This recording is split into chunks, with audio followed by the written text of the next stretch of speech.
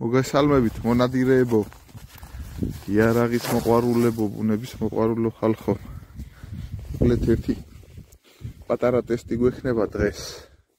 კარტოფითი მიზნით, მაგრამ ამავდროულად რა თქმა უნდა, იქნება რაღაცა შინაარსიანიც.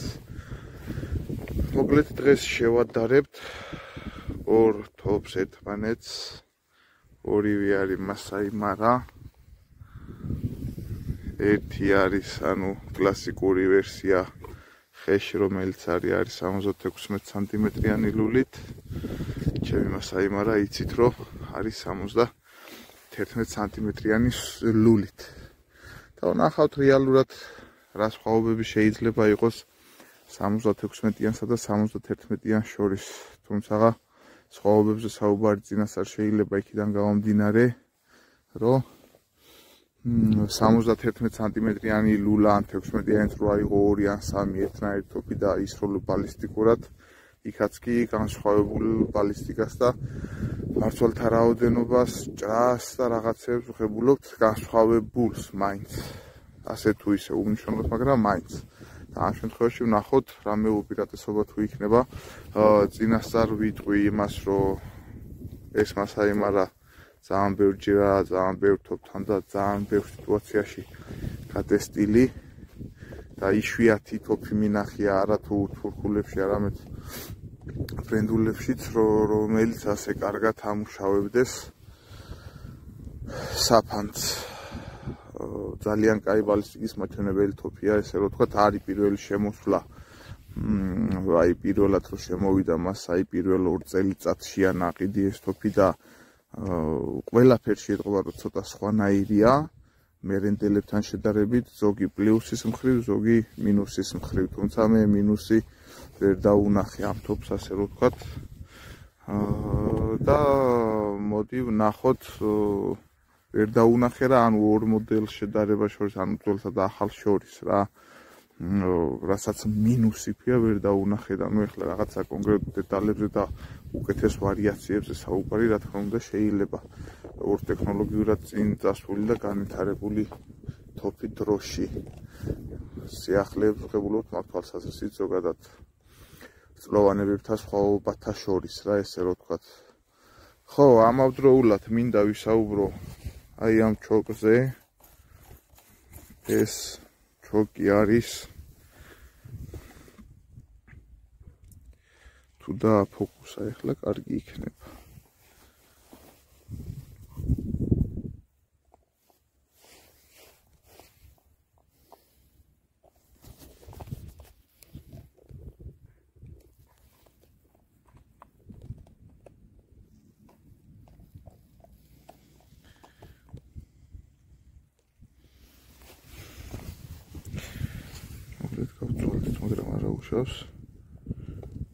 მაგრამ მიუხედავად ამ ყველაფრისა არ უყვარს ეს გამოშვერილი ვარიანტები და რაღაცები მით უმეტეს განსაკუთრებულად კარგ შედეგს მაინც არ იძლევა და აქედან გამომდინარე გადაწყვიტა რომ ეჩვქნა ჩემთვის და ვნახოთ ამ ჩოკის შესაძლებლობაც ამავდროულად ამ ყველაფერთან ერთად შევადარებთ ამ ორ თოფს.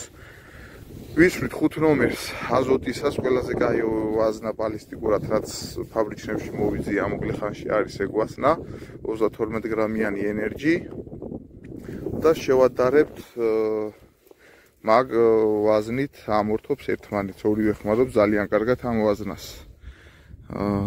ამავდროულად ველოდები კიდე რომ უნდა მოვიდეს ჩემი ძმაკაცი ატა ნეოთი 66-იანი და 91-იანი ლულით. და მე ვფიქრობ, რომ ძალიან შინაარსიანი და კარგი დღე გამოვა. ნახოთ, თავარია რომ მოვიდეს. დანარჩენი დავიწყოთ ახლა და დრო შემოგთავაზებთ რაღაცეებს.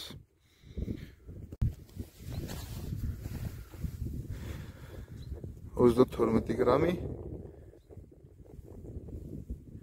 5 ნომერი ენერჯი. პირველი ვისვრით 76-იანი ლულიდან. მობრძანდა ჩვენი გია თავისი ატანეოთი, ხო და მოხდება 66 სანტიმეტრიანი ატანეოს ლულა და 91-იანი ხო, წამოღებული? ხო. 91-ით მოხდება ტესტები. ჩემი ლომი.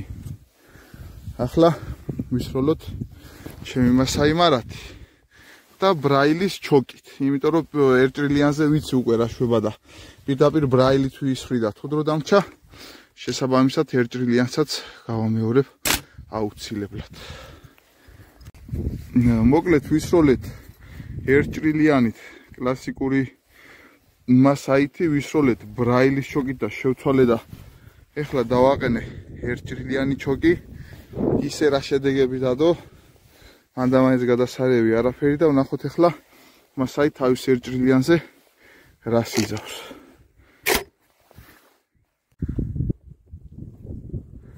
აგერ ეხლა მოვიდა ატანეოს რიგი. ატანეო 66-იანი ლულით და რა თქმა უნდა გავტესტავთ 91-იანითაც მეტი საშუალება არ გვაქვს. 71-იანით გაგეტესტა ბრატ და რაღაცა ესეთები რო იყო საშუალება, მასაც გავტესტავთ. რის საშუალებაცაა მოცემულ სიტუაციაში ვაკეთებთ იმას. აბა წავედით. ატანეო გადაეწყო 91 სანტიმეტრიან ლულაზე და ნახოთ აბა რა შედეგს დავდებთ 1 ტრილიანით. ჯერჯერობით 66 სანტიმეტრიანი ლულით ატანეო ლიდერობს 2 მასაი მარასთან. მოკლედ 91-იანმა როგორც ველოდით უკეთესი შედეგი დადო. ხო და ეხლა ვისვრით ამ ყველა თოფს 60 მეტრიდანაც რომ გავიგოთ რეალურად რის მაქნისია ეს ყველაფერი 60 მეტრაზე. როგორ გამოიჩენს თავს ეს იარაღები და რას გვეტყვიან. გადავედით 60 მეტრიან დისტანციაზე სასროლად რომ გავწუროთ მაქსიმალურად თოფები. ნეო საკმაოდ გემრიელად და დამაჯერებლად ართმევს ყველაფერს თავს, რაც მის რეპუტაციასაც შეესაბამება და ნახოთ ეხლა რას იზავს მასაი მარები. ქვეკალიბრულია. მოკლედ ეხლა უნდა ვისროლოთ ლის ტყვიები, ცალფა ტყვიები, გადაწყობილი აზოტი ენერგიის 28 გრამიან ვაზნაზე, ანუ ლიც არის 28 გრამი. და ეს ლი არის იმ საფანტის ადგილას კონტეინერში ჩადებული და ესე აქვს მოხეული. და ვნახოთ აბა რა შედეგს მოგცემს 60 მეტრიდან. რა ჯგუფს გავაკეთებთ ან ჩვენ, ან ეს ვაზნა თვითონ, ან თოფი. ერთ წელს ატანეოსაც ვასროლიებთ, აგერ რომ ცოტა ლულა რო გავბეროთ, კაი ყოფილა. თითი გაფურღულობით ლულა და ვემზადებით. ემზადება ბატონი გია 60 მეტრიდან ატანეოთი. რამდენი ტრილიანი დააყენე გია? 3 ტრილიანი თვისვრის გია, მეო ვერ ვენდობიო მაგასო თოფი არ გამიფუჭოს. 60 მეტრა აი ქვისვრით მიზანში. ალათე ცროლა კარგი იცი. წავედი აბა მე 60 მეტრიდან ნასროლი ლის ტყვია. აი სულ ზევით რო არის მოხვედრი ლის არის ატანეოთი ნასროლი 66 სანტიმეტრიანი ლულით და ზევით დაუმიზნა სროლელმა ვიციო მანძილში დაბლა მოაქო ტყვიაო და უფრო მაღლა წაიღო კიდე ვიდრე ელოდა. ხო და მერე დანარჩენი 4 ვაზნა მასაი მარადან 71 სანტიმეტრიანი ლულიდან 2 ჭრილიანი ჩოკიდან 60 მეტრაში ნასროლი გამოიყურება აი ასე. აი მათ შორის არის 27 სანტიმეტრი დაცილება და მერე მოდის ქვევი ტყვიებს შორის დაცილება და ჩამოდის 11 სანტიმეტრიან დაცილებაზე ყველაზე ცოტა მანძილიდან წრის გარშემო ესე იარა. სიმართლე გითხრათ რახან ანუ სამიზნე კორას ვსვავდი აი ამ დამიზნების წერტილის ძირში. არ გადამიფარია სამიზნე, თორე ეს ჯგუფი უფრო მაღლა ავიდო და რა თქმა უნდა, მაგრამ ამით ვახერხებდი რომ ერთი და იგივე წერტილში დამემიზნებინა ესე რო ვთქვათ რა. რახან ის მიჩანდა წინ. ეს არის და ეს მოკლედ რა. შვენიერია, კარგი სამუშაო ვაზნა მე თუ გითხავ 60 მეტრისთვის. რა ვიცი, ახლა ყველაფერს მოხდება, რასაც შეიძლება რომ ეს ესროლო. თითქმის წერტილოვანია რა. მოკლედ დავიწყოთ დღევანდელი დღის რეზიუმირება. აი ეს ასროლები გვაქვს და წავედით. დილას რომ მოვედით საკმაოდ ციოდა და ფაქტია რომ ბალისტიკაზე მოქმედებდა, ესე რომ ვთქვათ. პირველად ვისროლეთ ხო, სამი თოფი გქონდა შესადარებლად. რეტაი მასაიმარა 76 სანტიმეტრიანი ლულით. ისევ რეტაი მასაიმარა 71 სანტიმეტრიანი ლულით. ატანეო 66-იანი ლულით და იგივე ატანეოზე 91 სანტიმეტრიანი ლულა გქონდა. იმნაირი შედეგებია რომ ვერც ერთზე ვერ იტყვი რომ არ ვარგა, ის მეტია, ის ნაკლებია, მაგრამ ფაქტია რომ ატანეომ თავისი სიტყვა თქვა და ძალიან მტკიცეთ და კარგად ესე რომ ვთქვათ რა. ეხლა რა ხდება? დილის სიცივეებზე რატო დავიწყე ესეთ შესავალი? მერე მოთვა და გაგრას ამ მოთვობის პერიოდში დაემთხვა ატანეოს მოსვლა, მერე შემოგვიერთდა ჩემი მეგობარი. ხო და ატანეომ დაიწყო პირდაპირ კარგი შედეგების დადება. მანამდე მასაის შედეგები არ მომწონდა, იმიტომ რომ ჩემი ვიდეოები გაქვთ ნანახი და წინა ტესტებში ამავე ადგილას დაახლოებით იგივე ტემპერატურის პირობებში ვიყავი გამოსული და გაცილებით უკეთესი შედეგები დადო აზოტის 5 ნომრებმა, 32 გრამებმა. არ ვიცი რა ხდება და რატო და როგორ და რანაირად, მაგრამ შეიძლება კლიმატური ატმოსფერული წნევის ბრალია, შეიძლება არის ბრალია, არ ვიცი, მოკლედ გავყვეთ ქრონოლოგიას. მასაიმარა 76 სანტიმეტრიანი ლულით. ცოტა გვერდზე მოგვივიდა სროლა, მაგრამ გვქონდა საშუალება რომ დაგვეკორექტირებინა და წამოვედით და მოკლედ ამ წრეში მიიტანა 155 მარცვალი, გაცილებით მეტს ველოდი სიმართლე რო ვთქვა. ეს ადგილი ახლა არ მოგწონს, რა თქმა უნდა, მაგრამ ვატყობთ რომ ძირითადი საფანტი გასაშლელია და ამ მანძილზე მოკლედ ესეთი სურათი აჩვენა. უფრო დიდ მანძილზე უფრო გადაიშლება და ის ფანჯარაც აღმოიფხრება, რა თქმა უნდა. მე ეს ვაზნები მაქვს საქედნეთ და მინდა რომ ქედნის ჭრილში განვიხილო აქაური ბალისტიკა.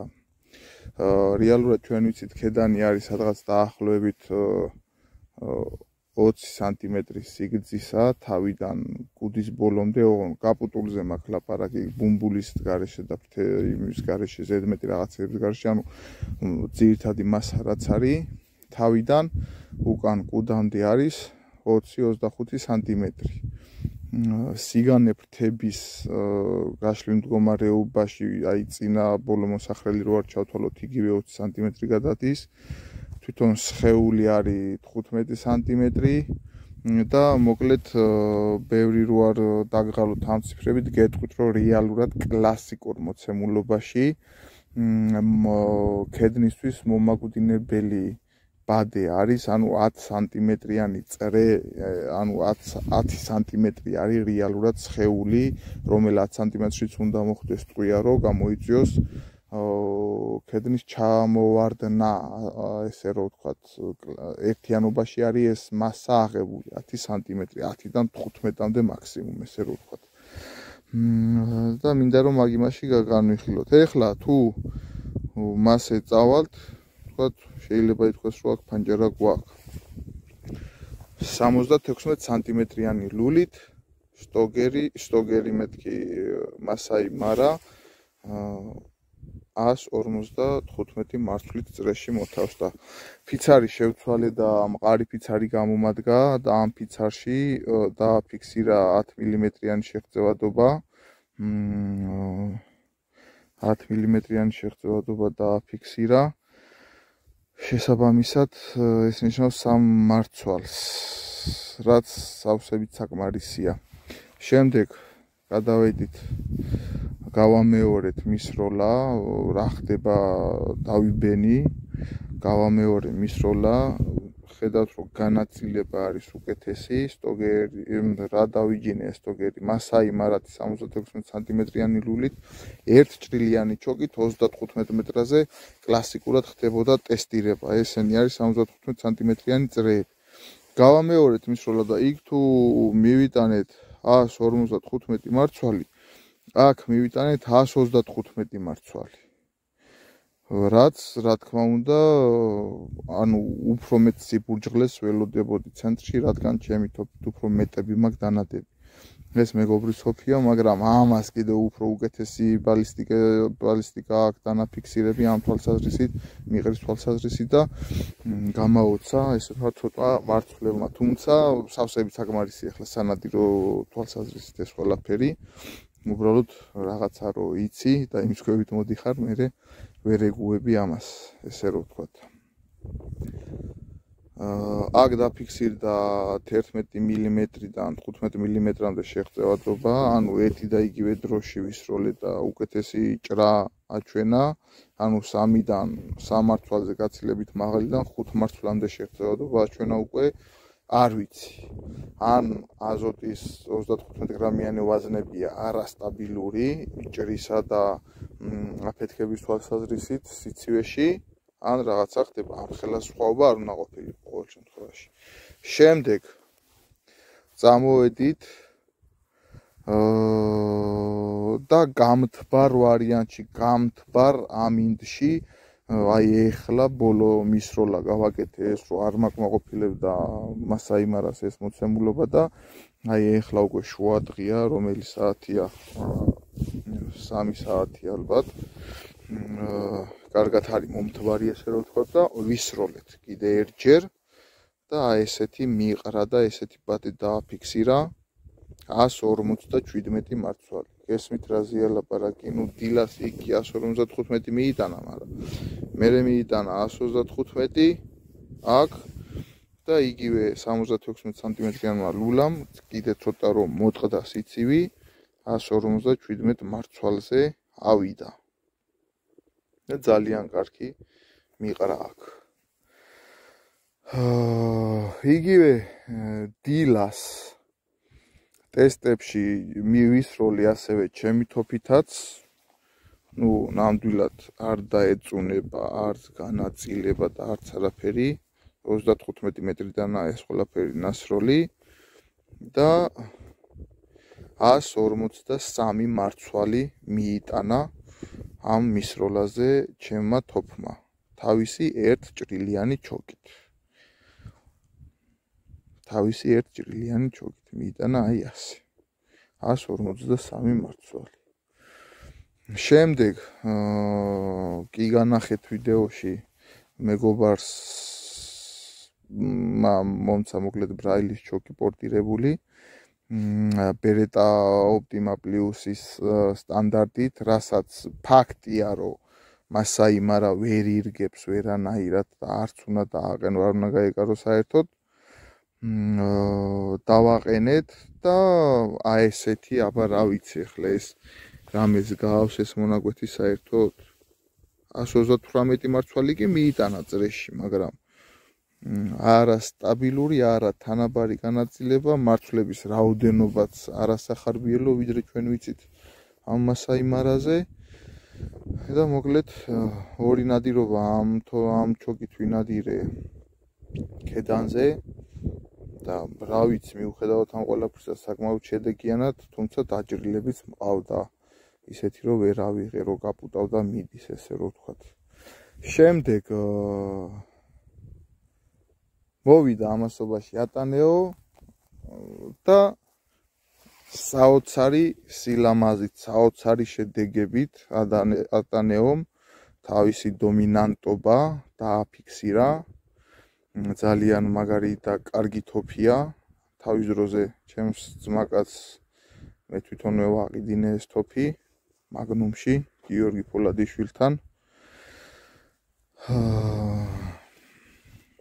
66 სანტიმეტრიანი ლულით 157 მარცვალი მიიტანა. ეს არის უკვე გათენებული მომთვარი ყველაფერი, ანუ სიცივი არა, არაფერი არა. ანუ სტაბილურ, კარგ ნორმალურ პირობებში ნასროლი. 66 სანტიმეტრიანი ლულა, 1 ჭრილიანი ჩოკი, აზოტის 32 გრამიანი 5 ნომერი ენერჯი, 35 მეტრიდან ნასროლი. 157 მარცვალი მოათავსა ძრეში. და რა ვიცი, მე მაგალითად პირი დამჩაღია, სიმართლე რო გითხრათ. გავამეორე აქ მისროლები, იმიტომ რომ ვერ გავიგე რა ხდებოდა. ავდექი ვისროლი ატანე 4 და დაასვა ბეჭედი ყველაფერს, ასე რო ვთქვათ. წინა ყველა ტესტს, ასე რო ვთქვათ, გადაუარა. გარდა იმისა, უკვე მასაიმარათი 76-იანი ლულით მოთენებულზე რო ვისროლეთ, ესე რო ვთქვათ, მომთვარზე. ამანაც დააფიქსირა აქ 157 მარცვალი და ატანეომ 66-იანი ლულითაც დააფიქსირა 157 მარცვალი. შემდეგ გვქონდა ატანეოზე 81 სანტიმეტრიანი ლულა და რა თქმა უნდა გვაინტერესებდა ისიც და ვისროლეთ 35 მეტრიდან, ისევ 5 ნომერი 32 გრამი ენერჯი, 1 ჭრილიანი ჩოკით. ესეთი მიტანა აქვს ბატონო ჩემო, დაფიქსირებული 164 მარცვალი. ყველაზე მაღალი ნიშნული და ყველაზე მაღალი მაჩვენებელი. იყო ეს. ამავდროულად ჭრაშიც 14 მილიმეტრი 10 მილი, ანუ 3-დან 4 მარცვლის 5 მარცვლის დიაპაზონში შეღწევადობა ჭრაც მეტი ქონდა, რა თქმა უნდა. 164 მარცვალი და აი როგორი ლამაზად არის განაწილებული ამავდროულად. ესეც ატანეოს მისროლაა 81 სანტიმეტრიანი ლულით და ცენტრი დავინახოთ როგორი ძლიერი აქვს შენარჩუნებული და ესეც ატანეოს მისროლაა 66 სანტიმეტრიანი ლულით. ბრაილმა ჭრაში უკეთესი შედეგები დააფიქსირა მასაებზე და რა თქმა უნდა ატანეოზეც ბრაილის ჩოკით ნასროლი და 91 სანტიმეტრიანი ლულით ნასროლი ჭრაში მოვიდა ერთმანეთთან იდენტურად 3-დან 5 მარცვლამდე შეღწევადობით ამ მყარ ფიცარზე ესე აჩვენებდნენ მოკლედ. შემდეგ ვისროლეთ მომთვარ ამინძზე უკვე ისევ ჩემი ჩოკით, ჩემი თოფით და ჩემი 1 ჭრილიანი ჩოკით და 71 სანტიმეტრიანი ლულა მასაიმარა 32 გრამიანი 5 ნომერი 75 სანტიმეტრიან წრეში. ამანაც მიიტანა 156 მარცვალი. ანუ ერთი მარცვლით ჩამორჩა ატანეოს 66 სანტიმეტრიან ლულას და მასაიმარა 76 სანტიმეტრიან ლულას. ეს ყველა მისროლა არის გაკეთებული 1 ჭრილიანი ჩოკით. ეს არის ბრაილის ჩოკით ნასროლი 0-რა შევიწროებით მოდის ლულასთან მიმართებაში და შემდეგ კიდე დამაინტერესა იმიტომ რომ ჩემს შემთხვევაში ამვაზნებს კიდე უფრო მეტი სიბურჭლი აქვს დანაფიქსირები და მაინტერესებდა რა ხდებოდა და ჩემი თოფით ვისროლე 2 ჭრილიანი ჩოკით. მომთვარზე უკვე აი ატანეოდან რო ვიწყებთ, აი აქედან უკვე მომთვარ ამინდებშია ეს ნასროლი ატანეოს შემდგომ, ანუ მეორე სერია დავიწყეთ ასე რო ვთქვათ, იმიტომ რომ ატანეომ სასწაული შედეგი დადო. იმ თვალსაზრისით რომ მოკლე ლულა, ვითომ ძველი გამოშვება, ვითომ რაღაცა, მაგრამ ფაქტია რომ თოფს თუ ყიდვისას აარჩევ კარგს ატანეოც მუშაობს, სტოგერიც მუშაობს, ნებისმიერი ცნობილი თურქული ბრენდი, რომელიც არის და რომელმაც ავტორიტეტი მოიპოვა, ყველა მუშაობს უკლებლივ იდეალურად. დანარჩენი არის ვაზნის მორგება და მსროლელის მარიფათი. ხო, გავაგრძელებ ახლა ამ საუბარს. 2 ჭრილიანი ჩოკით ვისროლე, 71 სანტიმეტრიანი ლულით და 161 მარცვალი მიიტანა წრეში, აი ესეთი განაწილებით. და 3 მარცვლით ჩამორჩა 91 სანტიმეტრიან ლულას. იმან მიიტანა 164, ამან მიიტანა 161 მარცვალი. და ამ ორჭრილიანმა ჩოკმა მას აიმარასა ჩემი თოფისამ აჯობა სხვა დანარჩენ ყველა მოცემულობას მარცვლების რაოდენობის კუთხით ვიძახი, თორე ჭრა ჩათვალეთ, რომ თითქმის ყველა თოფს ერთი და იგივე აქვს. და 91 სანტიმეტრიან ლულამდე მივიდა და ვერც მივიდა ასე რომ ვთქვა. აი, ანუ რისი თქმა მინდა ეხლა რეზიუმირება რომ გავაკეთოთ. ანუ დღეს გვქონდა ჩვენ 66 სანტიმეტრიანი ლულაც, გვქონდა 71 სანტიმეტრიანი ლულაც, გვქონდა 76 სანტიმეტრიანი ლულაც და გვქონდა 91 სანტიმეტრიანი ლულაც. 66 სანტიმეტრიანმა ლულამ გააკეთა ისეთი რაღაცეები, რომ მთელი დღე ვიჩალიჩერო დავწეოდი იმ მისროლას დანარჩენი ამ 71-იანი, 76-იანი და 91-იანი სანტიმეტრიანი ლულით. არ ვიცი, როგორ არ ვიცი რა ხდება, როგორ ხდება, რანაირად ხდება, მაგრამ ფაქტია, რომ როცა მიდის ჭიდაობა, რომ ეს ლულა თუ ის ლულა თუ ეს ჯობია, ის ჯობია, არ არის ესე მარტივად ვერ ვისაუბრებ, ბიჭებო, რას ჯობია. იმიტომ რომ აგერ ელემენტარულს გეტყვით 156 მარცვალი ჩემი თოფიდან ნასროლი ერთჭრილიანი ჩოკით და 100 სად არის 159 მარცვალი. რამხელა სხვაობაა, ხო? 56, 156, 159. იგივე რო ავიღოთ აგერ 76 სანტიმეტრიანი ლულის შემთხვევაში 157, 135, 155. ხვდებით როგორ ადის ჩადის ერთი ლულის პირობებშიც კი ბალისტიკა? ხო და როდესაც ერთ მისროლას აკეთებ, თქვათ ერთი თოფით, მეორე თოფით და არიქა ბიჭო აგერ ამას ასჯობა.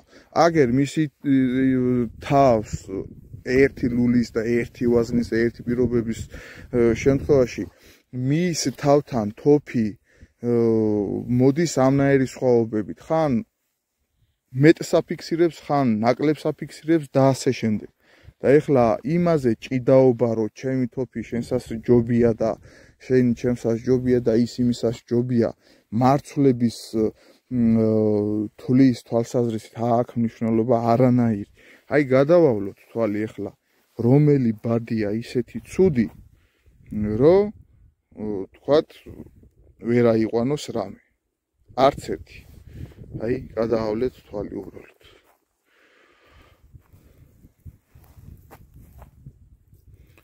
ამიტომ არ შეიძლება ჭიდაობა ეს ჯობია, ეს ჯობია. თოფი უნდა შეფასდეს გაშლა განაწილებით და ჭრით. აქვს დამაკმაყოფილებელი და მეტი ჭრა, აქვს დამაკმაყოფილებელი და მეტი გაშლა განაწილება და სიბურჭყლე. თოფი კარგია, აიღე, ინადირე, ისიამოვნე. არა აქვს არანაირი აზრი ამხელა ამდენ შეჯიბრებას, ესე რომ ვთქვათ, ზღვარს გადასულს და აზრ გამოცდილ შეჯიბრებას.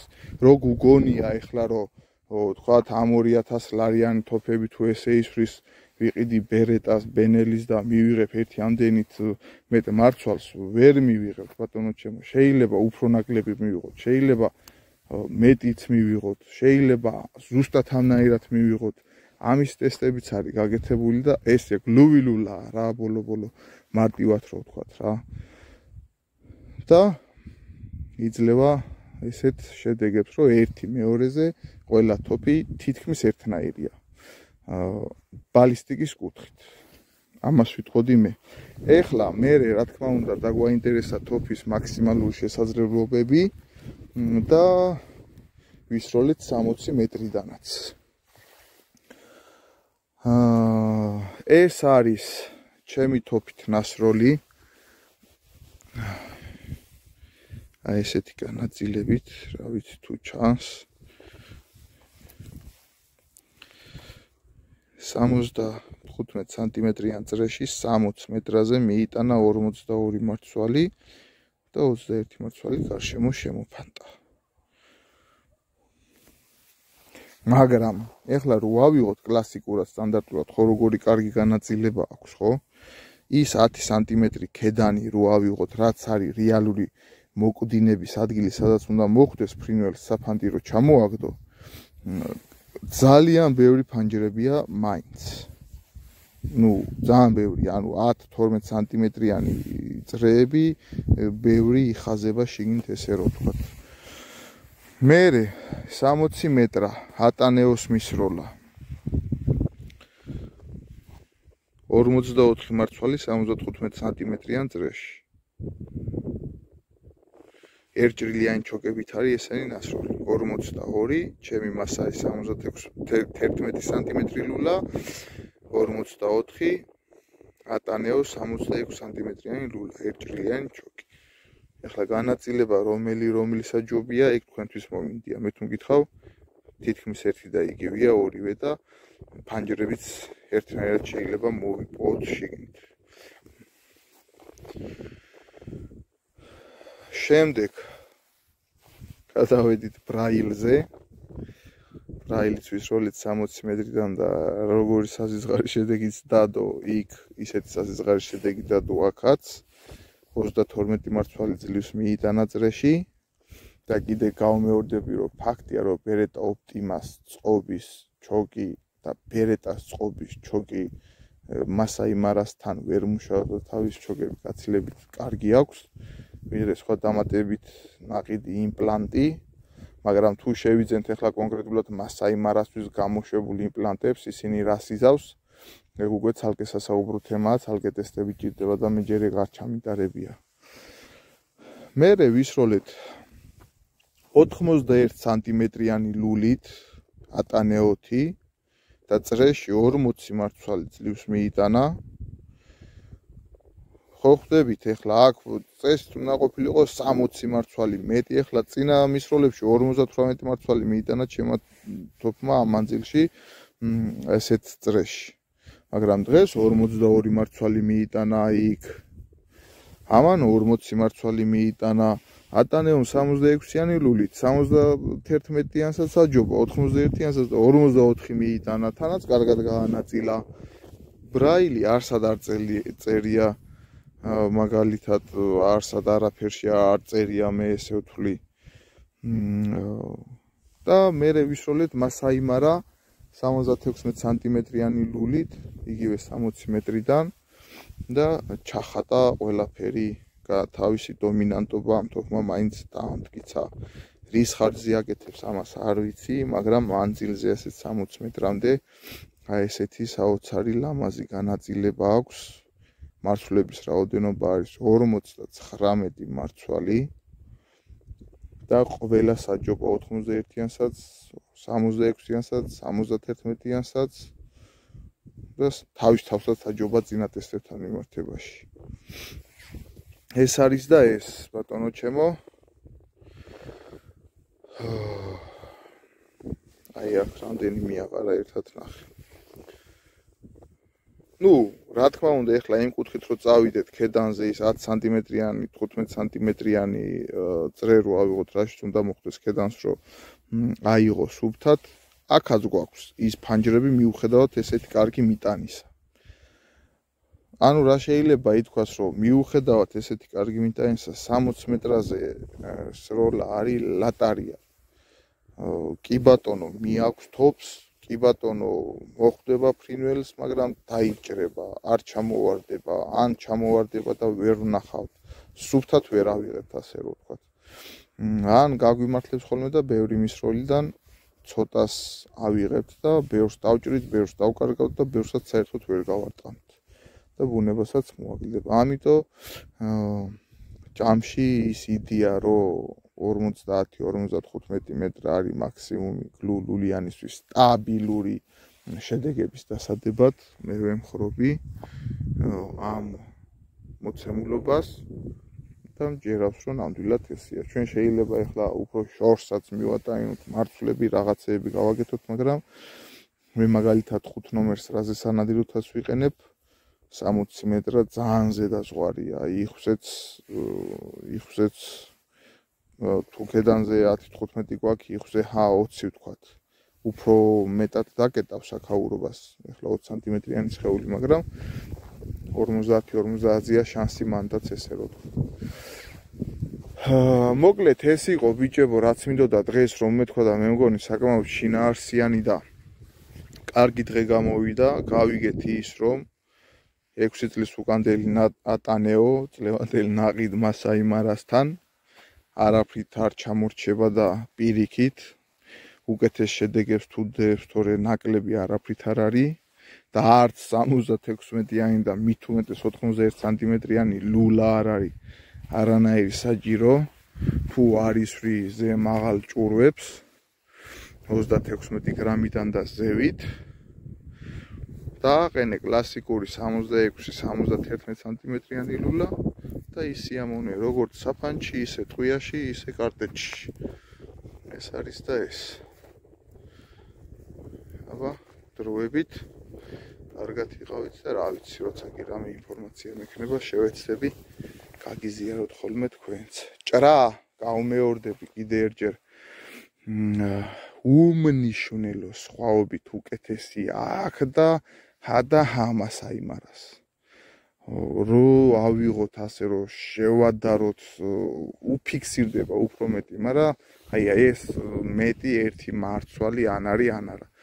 დღევანდელმა ტესტებმა ესაჩვენა ამ კონკრეტული თოფების შემთხვევაში. არ ვიცი, სხვა დროს ხო გეუბნებით ამ ვაზნებზე, ამ ადგილას, ამ არემარეზე, ამნაირ სიტუაციაში უფრო უკეთესი შედეგები აქვს ამ თოფს დანადები. მაგრამ ეხლა მოხდა ესე და დაიდო ეს შედეგები. ქარხნული ვაზნების შემთხვევაში. მე ვფიქრობ, რომ სახლში დატენილი ვაზნები უფრო სტაბილური იქნება. ჩვენ არ დაგვავიწყოს რომ ვსაუბრობთ ამ შემთხვევაში რუსულ ვაზნებზე, რომლებიც ცოტა არასტაბილურობით გამოირჩევიან იმ კუთხით, რომ უნდა იყაროს 32 ხან ყრია, 33 ხან 32 ნახევარი და ხან 32 და ეს ყველაფერი საერთო ჯამში თუ ვსაუბრობთ ბალისტიკაზე გავლენას ახდენს ამ ყველაფერზე, მაგრამ სამწუხაროდ და საუბედუროდ ვერ შოულობთ კარგ საფანტს. ჩვენთან არის სულ რბილი საფანტი, ან არა დაგვარჩხული და ამ შედეგებს რო ვაღწევთ სახლში დატენილი ვაზნებითაც სიხარულისგან ცას ვეწევით ხოლმე, მაგრამ სახლში დატენილი ვაზნა მაინჯობია იმ თვალსაზრისით, რომ უფრო სტაბილური იქნება. და მე ეს ბევრჯერ განახეთ თქვენ, რომ რას შვება სახლში დატენილი ვაზნა. აბა, კარგად წამდებოდეთ, გემშვიდობებით, დროებით ბიჭებო.